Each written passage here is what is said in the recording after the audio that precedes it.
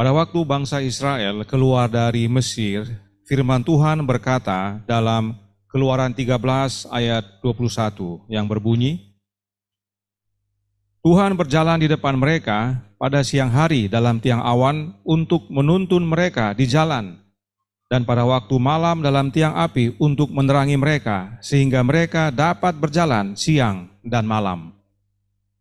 Kita sudah pelajari dari Alkitab bahwa Tuhan dalam huruf besar adalah Allah Bapa.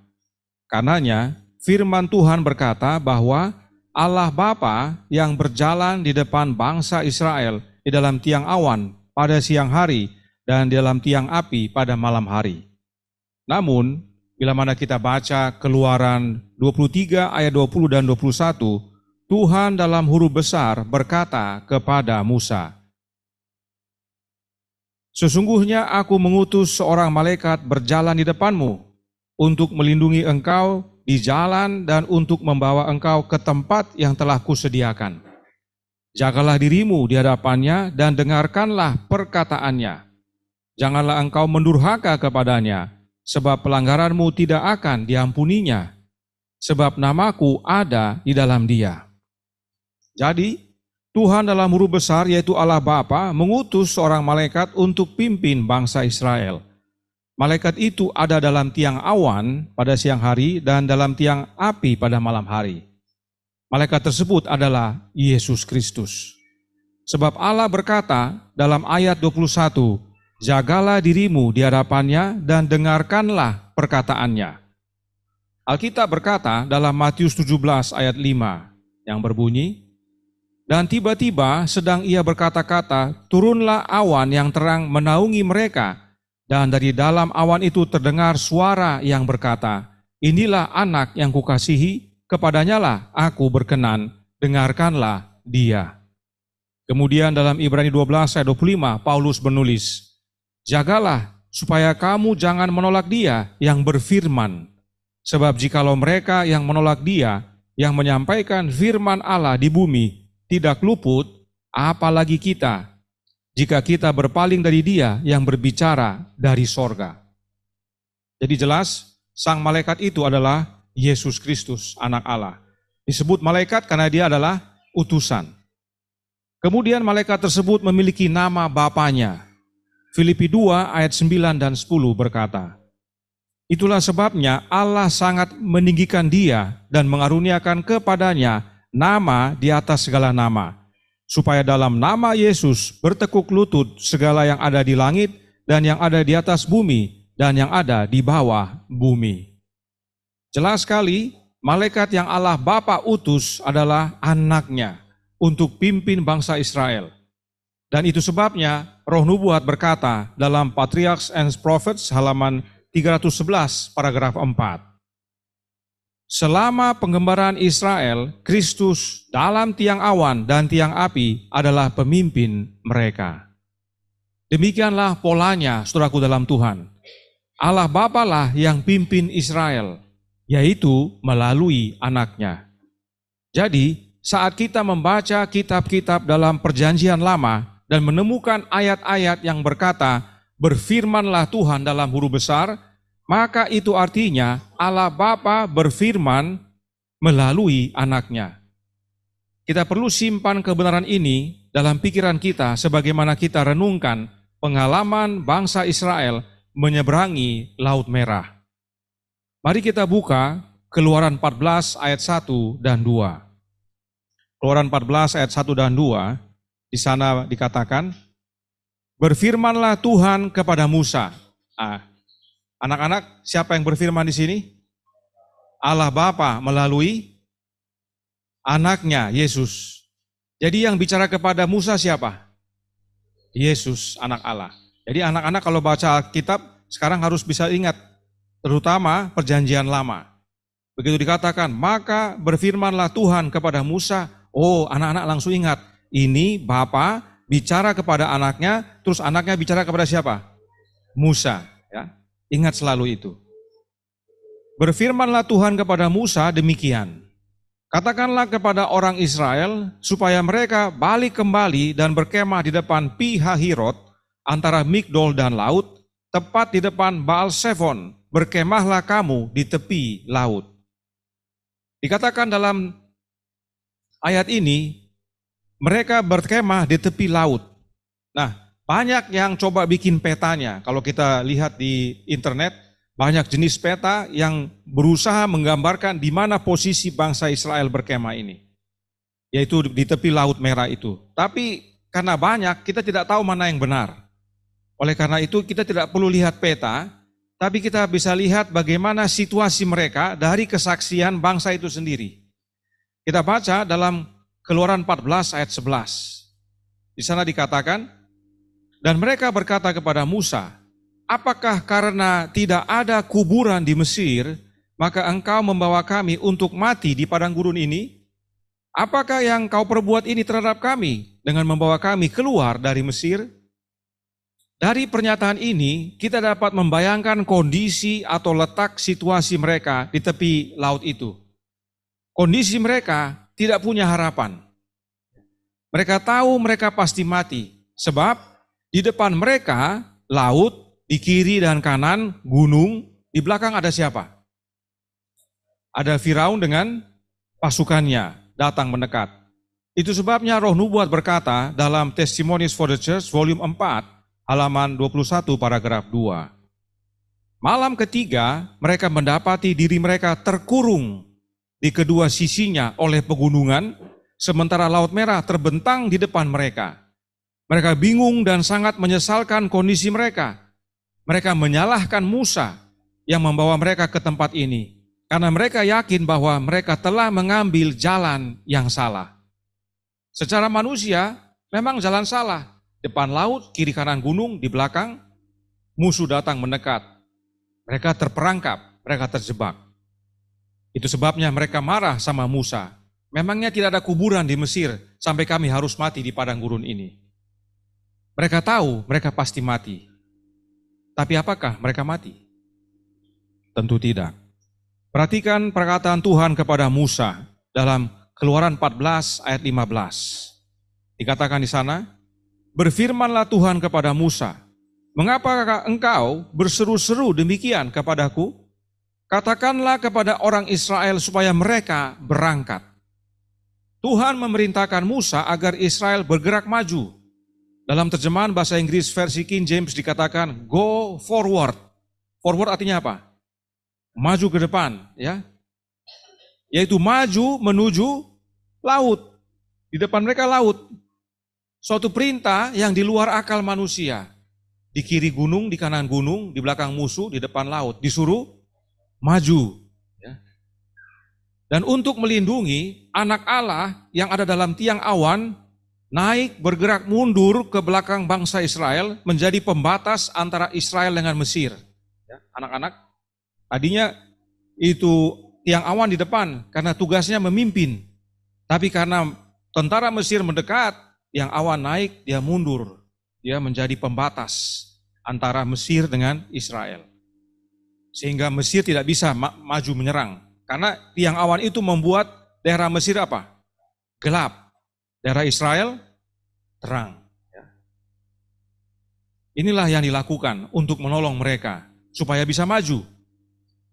Keluaran 14 ayat 19 dan 20 berkata, kemudian bergeraklah malaikat Allah yang tadinya berjalan di depan tentara Israel, lalu berjalan di belakang mereka.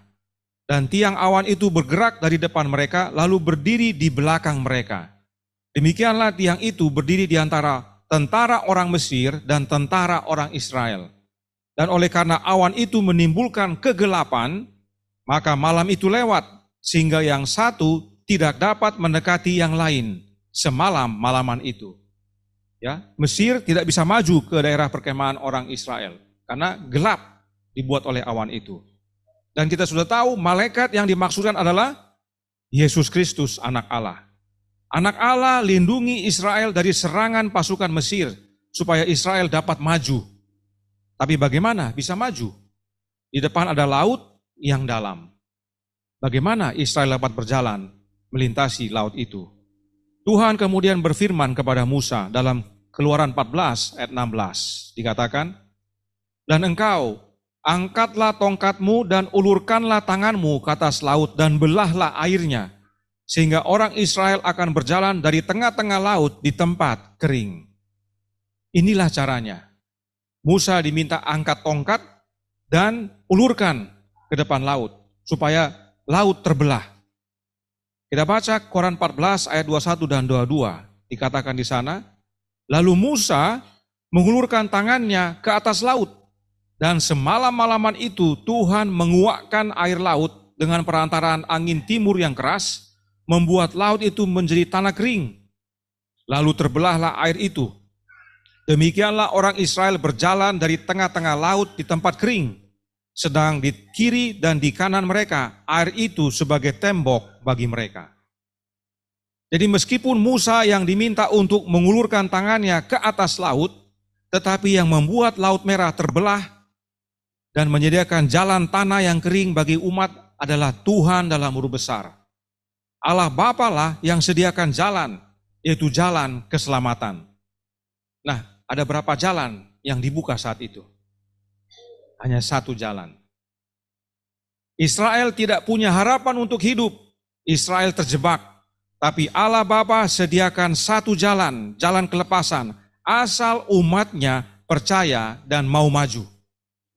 Dan tangan Musa yang diulurkan tersebut adalah gambaran tangan Allah yang tidak kelihatan, namun bekerja bagi umatnya. Itu sebabnya Yesaya menuliskan dalam Yesaya 63 ayat 12. Yang dengan tangannya yang agung menyertai Musa di sebelah kanan, yang membelah air di depan mereka untuk membuat nama abadi baginya. Jadi pada waktu Tuhan perintahkan, angkat tongkatmu dan ulurkan ke atas laut, siapa di kanan? Allah Bapa melalui anaknya. Tidak kelihatan tapi itulah yang bekerja. Sepertinya Musa yang membelah, tapi bukan. Bapa yang belah. Itu sebabnya saudaraku dalam Tuhan, Israel menyanyikan pujian atas pekerjaan tangan Allah tersebut. Keluaran 15 ayat 6 berkata, tangan kananmu Tuhan mulia karena kekuasaanmu. Tangan kananmu Tuhan menghancurkan musuh. Ini mereka nyanyikan setelah mereka lolos dari serangan itu dan melewati tanah kering, melintasi Laut Merah dan tiba di seberang.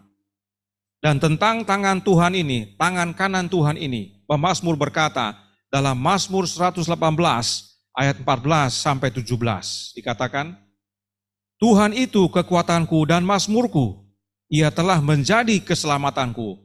Suara sorak-sorai dan kemenangan di kemah orang-orang benar. Tangan kanan Tuhan melakukan keperkasaan. Tangan kanan Tuhan berkuasa meninggikan. Tangan kanan Tuhan melakukan keperkasaan.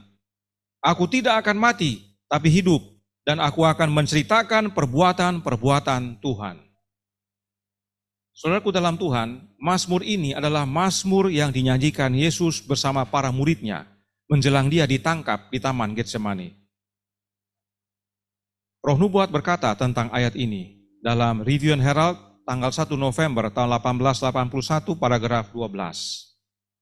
Sungguh suatu awal dari penderitaan di Getsemani, pelecehan dan ejekan di ruang pengadilan, dan pemandangan mengerikan di Golgota merupakan jam-jam terakhir yang dihabiskan untuk melantunkan pujian kepada Yang Maha Tinggi. Ini perlu menjadi bagian kita. Yesus tahu malam itu adalah dia akan ditangkap. Dia tahu akan diadili, dia tahu akan disalibkan. Tapi dia apa? Bernyanyi. Satu nasihat bagi kita, sebab kita seperti bangsa Israel, di kiri gunung, di kanan gunung, di belakang musuh, di depan laut, disuruh maju, mengeluh, ya, marah. Tapi Yesus, dia tahu di hadapannya dia adalah kematian, dia bernyanyi. Nyanyian tentang tangan kanan Allah yang menyelamatkan adalah tentang Yesus, sebab melalui Yesuslah Allah Bapa sediakan jalan keselamatan. Tangan kanan Allah Bapa yang perkasa dan menyelamatkan diwujudkan di dalam anaknya. Nah perhatikan dalam Mazmur 118 kita baca ayat 21 dan 22. Dikatakan, aku bersyukur kepadamu sebab engkau telah menjawab aku dan telah menjadi keselamatanku. Batu yang dibuang oleh tukang-tukang bangunan telah menjadi batu penjuru. Ini tadi ayat ayat yang sesudah tangan kanan Allah tadi. Nah, siapakah batu yang dibuang dan telah menjadi batu penjuru? Yesus Kristus. Kisah 4 ayat 11 berkata, Yesus adalah batu yang dibuang oleh tukang-tukang bangunan, yaitu kamu sendiri. Namun ia telah menjadi batu penjuru. Karenanya Allah Bapa pimpin umatnya melalui anaknya yang ada dalam tiang awan dan tiang api. Allah Bapa sediakan satu jalan keselamatan dengan tangan kanannya, yaitu melalui anaknya. Sebab Yesuslah jalan dan kebenaran dan hidup. Dan karenanya umat-umatnya harus menerima baptisan sebagai lambang dikuburkan bersama-sama dengan Yesus dalam kematian. Dan sama seperti Yesus dibangkitkan dari antara orang mati oleh kemuliaan Bapa, menjadi manusia baru dalam Yesus. Roma 6 ayat 4. Dan itulah yang terjadi kepada bangsa Israel. 1 Korintus 10 ayat 1 dan 2. Aku mau supaya kamu mengetahui, saudara-saudara, bahwa nenek moyang kita semua berada di bawah perlindungan awan dan bahwa mereka semua telah melintasi laut. Untuk menjadi pengikut Musa, mereka semua telah dibaptis dalam awan dan dalam laut. Proses kelepasan Laut Merah itu adalah wujud baptisan bagi bangsa Israel. Mereka harus menjadi manusia baru. Mereka masuk ke dalam kubur, yaitu turun ke dalam laut yang terbelah itu, dan kemudian keluar kepada kelepasan. Pada waktu mereka melihat itu laut terbelah, mereka tentunya harus turun, karena laut itu dalam, mereka turun ke bawah. Dan tidak hanya itu, masa lalu mereka, yaitu Mesir, harus terkubur, mati di tengah-tengah laut. Pada waktu Firaun dengan pasukannya mengejar, apa yang terjadi anak-anak? Tuhan bilang apa sama Musa? Ulurkan lagi tanganmu, tongkatmu itu, dan air menutup. Ya. Tentara Mesir bersama Firaun mati tenggelam. Masa lalu dikuburkan. Demikianlah hidup kita pada waktu kita dibaptiskan. Kita mati bersama Kristus, bangkit seperti Kristus kepada hidup yang baru. Yang lama sudah berlalu, yang baru sudah tiba. Itulah wujud daripada kelepasan Laut Merah. Mereka dibaptiskan, masuk dalam kubur, keluar menerima hidup yang baru, dan masa lalu mereka, Mesir, dikuburkan. Mesir adalah lambang dosa dan ditelan oleh jalan laut yang ditutup itu. Jalan itu kita percaya adalah lambang daripada Kristus. Sebab Allah menyediakan satu jalan untuk keselamatan, yaitu anaknya. Dan dosa timpakan kepada dia. Jalan itu adalah Yesus. Nah, mengapa Paulus sebut untuk menjadi pengikut Musa? Sebab Musa lah pemimpin yang terlihat. Allah Bapa berbicara kepada Musa melalui anaknya, dan apa yang Musa terima, Musa sampaikan kepada Israel. Tapi apa Israel percaya? Belum tentu. Pengalaman yang kita bisa lihat baru keluar dari Mesir sudah menunjukkan Israel tidak mudah percaya kepada omongan Musa. Tetapi pengalaman kelepasan Laut Merah tersebut membuat Israel percaya kepada Musa. Keluaran 14 ayat 31 berkata, ketika dilihat oleh orang Israel betapa besarnya perbuatan yang dilakukan Tuhan terhadap orang Mesir, maka takutlah bangsa itu kepada Tuhan. Dan mereka percaya kepada Tuhan dan kepada Musa, hambanya itu. Dan Musa adalah gambaran akan pemimpin besar kita, pengantara kita kepada Bapa, yaitu Yesus Kristus, anak Allah. Ibrani 3 ayat 1 dan 2 menyatakan, sebab itu, hai saudara-saudara yang kudus, yang mendapat bagian dalam panggilan sorgawi, pandanglah kepada rasul dan imam besar yang kita akui, yaitu Yesus, yang setia kepada Dia, yang telah menetapkannya, sebagaimana Musa pun setia dalam segenap rumahnya. Kesetiaan Musa adalah gambaran kesetiaan daripada anak Allah, tapi kegenapan selalu lebih besar daripada lambangnya. Musa adalah gambaran tentang Yesus. Pengikut Musa artinya pengikut Yesus, sebab yang berfirman kepada Musa adalah Yesus. Karenanya dengan percaya dan menurut kepada Musa, Israel sebenarnya menyatakan bahwa mereka percaya dan menurut kepada anak Allah. Sebab Bapa berbicara kepada Israel melalui anaknya. Karenanya jelas untuk menjadi pengikut Yesus dan menerima keselamatan, kita perlu dibaptis. Itulah yang dilambangkan melalui kelepasan Laut Merah. Demikian juga dengan upacara basuh kaki tadi, yang merupakan baptisan kecil untuk memperbaharui hubungan kita dengan Allah. Itu sebabnya kelepasan Laut Merah merupakan gambaran kelepasan dari belenggu dosa. Roh Nubuat berkata dalam Patriarchs and Prophets halaman 289 paragraf 2, katakan, dalam membebaskan jiwa kita dari belenggu dosa, Allah telah memberikan bagi kita kelepasan yang lebih besar daripada kelepasan orang Ibrani di Laut Merah. Kelepasan Laut Merah hanyalah lambang. Lambang tidak pernah lebih besar dari kegenapan. Kelepasan Laut Merah adalah lambang kelepasan kita dari belenggu dosa yang mengejar dari belakang, yang Allah wujudkan melalui anaknya, sebab dialah satu-satunya jalan, dan hanya yang percaya yang selamat. Paulus tuliskan dalam Ibrani 11 ayat 29, karena iman, maka mereka telah melintasi Laut Merah sama seperti melintasi tanah kering, sedangkan orang-orang Mesir tenggelam ketika mereka mencobanya juga. Dengan turun ke dasar laut dan berjalan melalui tembok air, menunjukkan bahwa mereka percaya kepada firman Tuhan yang disampaikan melalui Musa. Israel bisa saja ragu, jangan-jangan ini tembok air ini runtuh ini, dan kami apa? Tenggelam. Tapi tidak, karena iman Israel maju, dan akhirnya mereka tiba di seberang selamat. Melalui peristiwa kelepasan Laut Merah ini, Allah Bapa hendak mengajar umatnya bahwa kelepasan atau keselamatan hanya terwujud dalam kuasanya. Keselamatan itu hanya dari Allah Bapa dan Dia sediakan hanya melalui anaknya. Nah, sekarang pertanyaan bagi kita adalah, adakah kita percaya? Jika kita percaya, maka kita harus berangkat maju. Meskipun laut membentang luas di hadapan kita, di kiri gunung, di kanan gunung, di belakang musuh mengejar kita. Tapi kita harus tetap maju.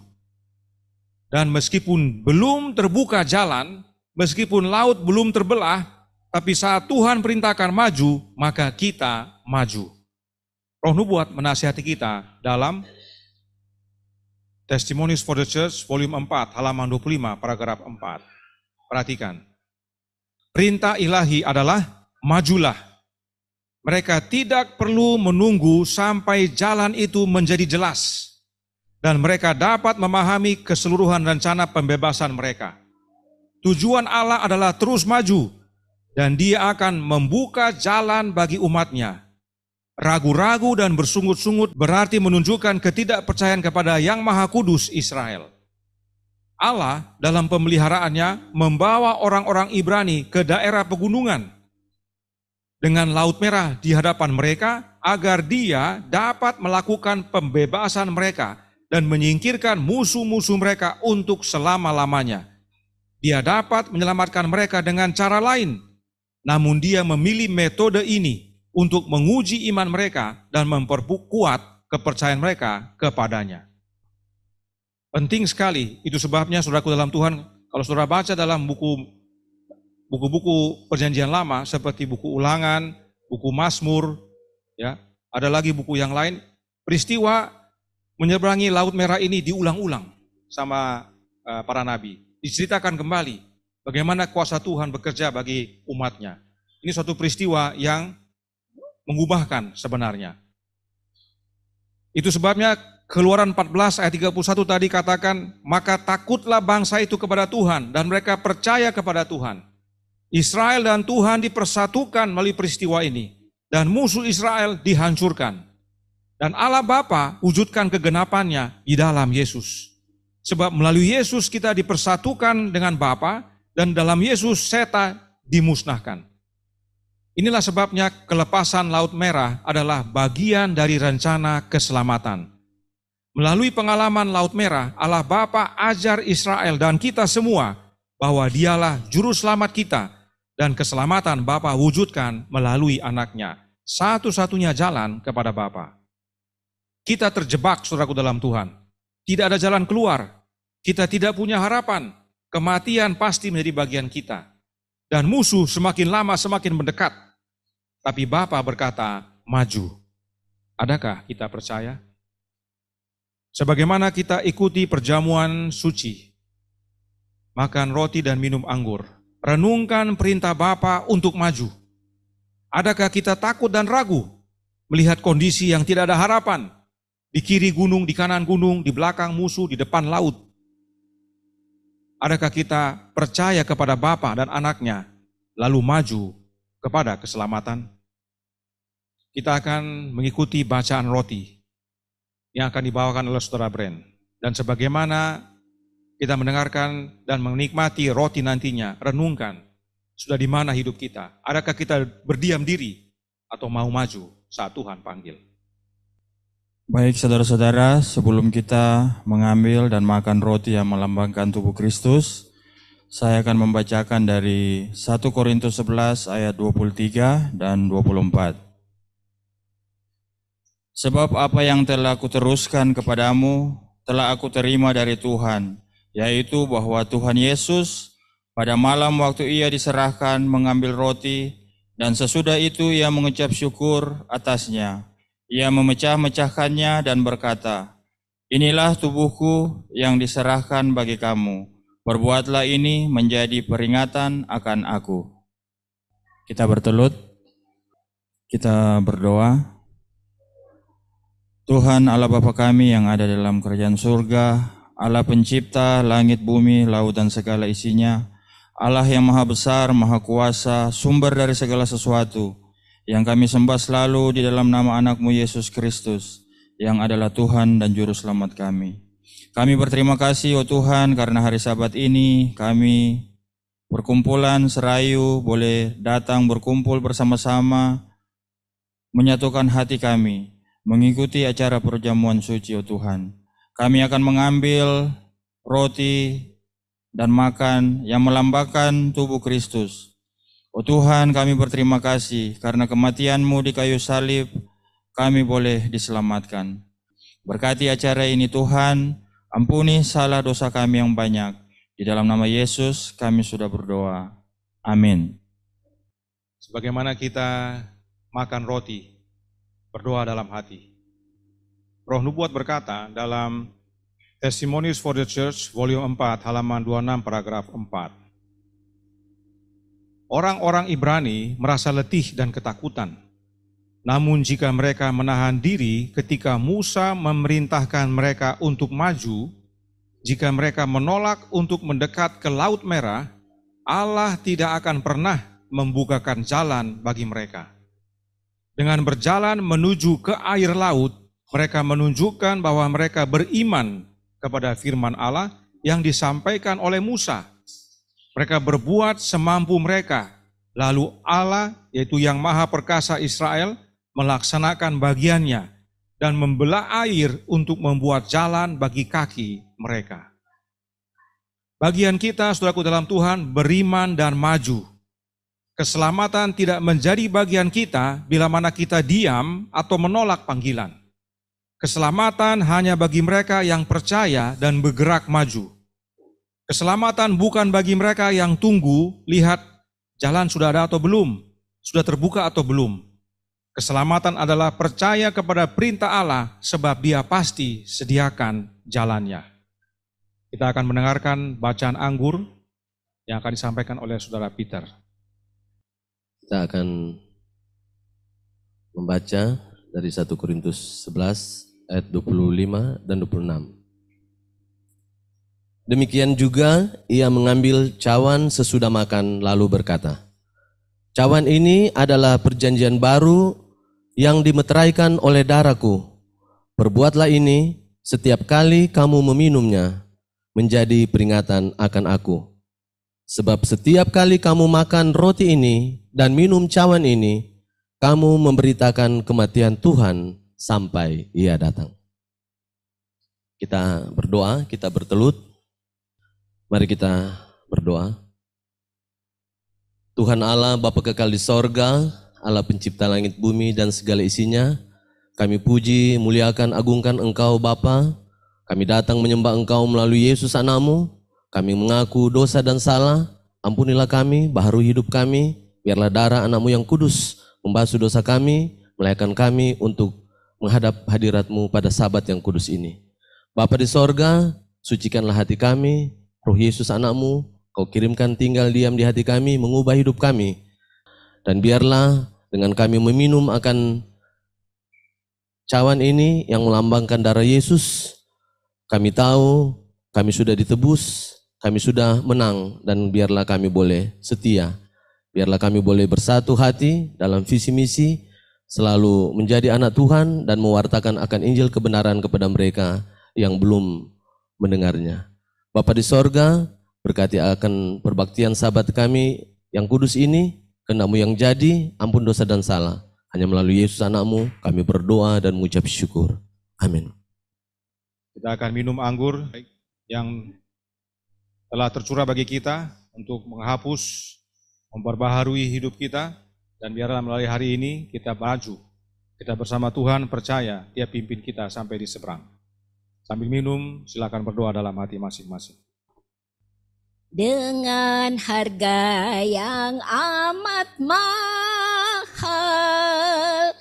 kita ditebus dengan darah anak Allah yang maha kudus. Ia tanggung banyak siksa di Golgota. Oleh karena dosa manusia,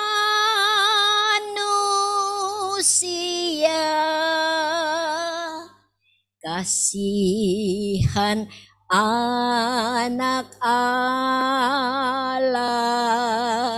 digantung tak bersalah. Tunjukkan cintanya pada kita, diselamatkannya kita dari dosa dengan darahnya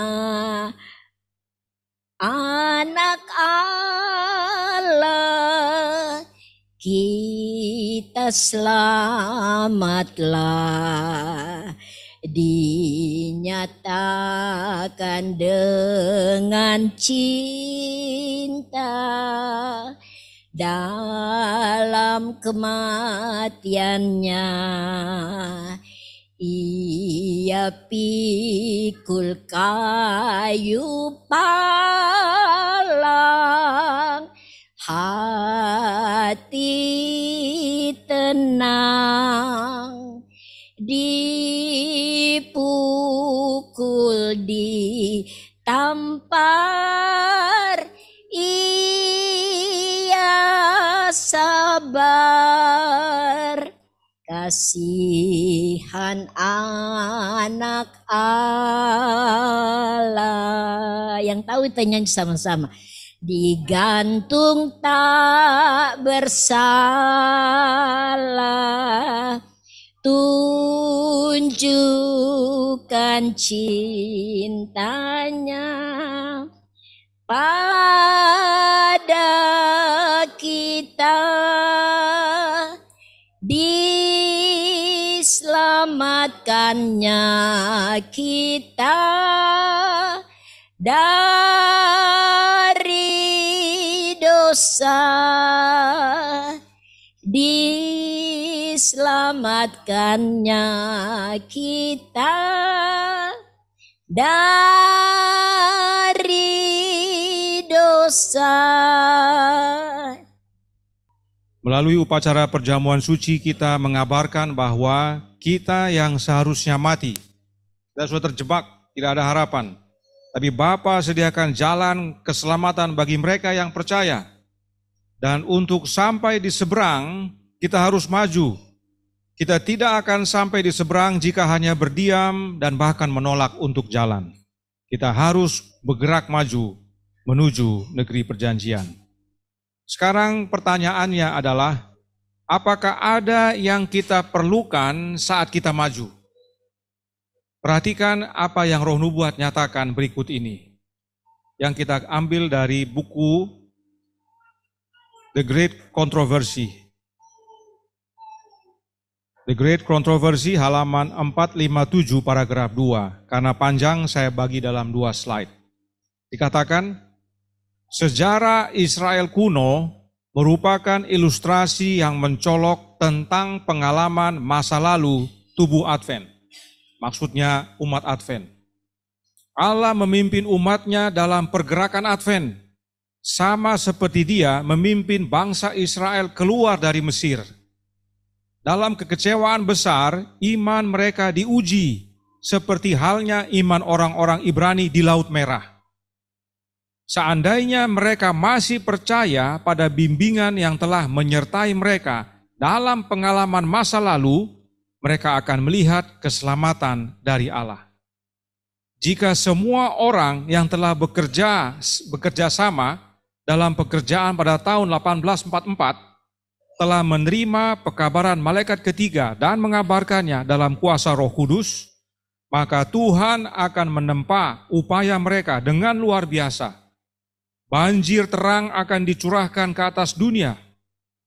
Bertahun-tahun yang lalu, perhatikan ini, bertahun-tahun yang lalu penduduk bumi telah diperingatkan. Pekerjaan penutupan telah selesai, dan Kristus akan datang untuk menebus umatnya. Artinya karena kekecewaan yang lalu, karena sudah kurang yang bekerja, tertunda kedatangan Kristus. Seandainya mereka yang bekerja tahun 1844 tidak kecewa dan mundur dan maju terus, pekerjaan selesai. Oleh karena itu ini tugas kita. Sebagaimana kita maju, kita harus kabarkan. Sebab gereja Advent yang sekarang sudah bukan lagi sama seperti yang dulu. Pekabaran malaikat ketiga tidak dikabarkan dengan lantang dan keras. Pekerjaan tidak selesai-selesai. Meskipun mereka bilang Yesus datang segera. Oleh karena itu kita yang tahu dan percaya, kita harus maju dan kabarkan. Seandainya mereka yang terlibat dalam pergerakan Advent sejak tahun 1844 bersatu dalam mengabarkan pekabaran 3 malaikat dan khususnya malaikat ketiga, maka bertahun-tahun yang lalu dunia ini sudah menerima amaran bahwa sembahlah siapa? Allah Bapa, sebab telah tiba masa penghakimannya. Tapi bukan itu yang dikabarkan. Dan bila mana itu dikabarkan, pekerjaan penutupan selesai dan Yesus datang menjemput yang setia. Tapi tidak. Banyak yang undur dan bahkan pergerakan Advent murtad. Pergerakan Advent murtad dan mengganti Allah mereka. Amaran kepada dunia tidak berlanjut dan karenanya pekerjaan penutupan belum selesai. Yesus belum datang. Sebagaimana kita sudah makan roti dan minum anggur, lambang kesatuan kita dengan Kristus, mari kita maju untuk kabarkan. Masihkah kita senang berputar-putar di padang belantara, atau kita rindu agar tiba segera di negeri perjanjian? Kiranya melalui perjamuan suci ini, kita perbaharui janji kepada Bapa dan Anaknya, percaya kepada firman-Nya, turut perintahnya dan maju. Meski laut di depan, kita tetap maju hingga kita tiba di seberang di negeri perjanjian, sebab Tuhan akan buka jalan. Kita berdoa. Bapa kami di sorga, terima kasih Engkau telah sediakan jalan. Satu jalan menuju keselamatan. Bagian kami percaya dan maju. Dan sebagaimana maju, penting bagi kami untuk kabarkan. Kabarkan apa yang telah ditinggalkan oleh pendahulu kami. Campur tangan ya Bapa karena tantangan banyak. Musuh mengejar dari belakang, kiri kanan gunung, di depan laut, kami tidak tahu berbuat apa. Tapi bila mana Engkau panggil maju, kami bergerak, Engkau berikan jalan. Beserta kami sepanjang hari Sabat ini. Beserta kami di tempat ini, beserta juga dengan mereka yang hadir melalui media Zoom. Persatukan kami oleh Roh-Mu ya Yesus, boleh menikmati Sabat-Mu dengan penuh sukacita. Terima kasih atas kasih-Mu kehendak-Mu yang jadi. Ampun kami akan dosa dan salah, karena kami berdoa hanya dalam nama Anak Allah yang tunggal, Yesus Kristus, yang adalah Tuhan dan Juru Selamat kami. Amin.